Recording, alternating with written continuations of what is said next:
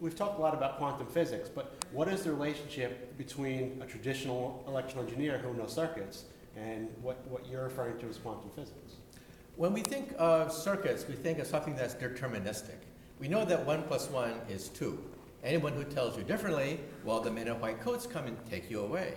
Well, I'm going to tell you right now that in the future, computers will say 1 + 1 is 2, I think, because we have something called Heisenberg uncertainty. On one hand, it means that 2 + 2 is no longer 4, except it's on the average 4. That's a negative.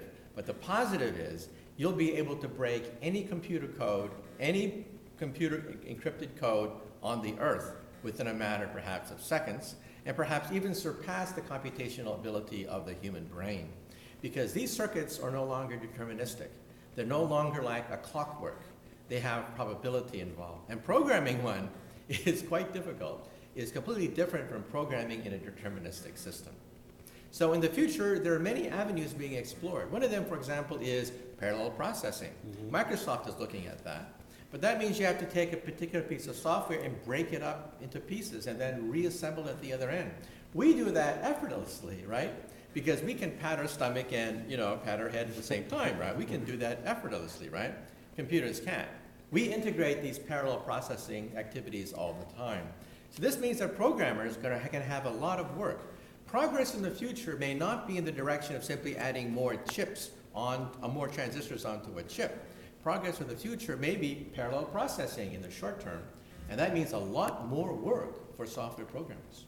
You've hit on a subject that is very near and dear to what we're doing right now in multi-core processing, where you have multiple processors on one piece of silicon. And the hardware vendors have shown that they can do that, but the operating system vendors, while they say they can do it, it is far from perfected. Right, and people have to realize that this is inevitable. Now, of course, people have been crying wolf for 30 years, saying that Moore's law is going to break down. But we physicists never said that. We physicists said just two things. One is, eventually the heat generated from a silicon chip will be so hot, you'll fry an egg on it, and it'll be unstable. And second of all, instead of a layer 20 atoms across in a chip, the layer will be 5 atoms across. At that point, the Heisenberg uncertainty principle begins to come in, and your components begin to short circuit. That's a law of physics.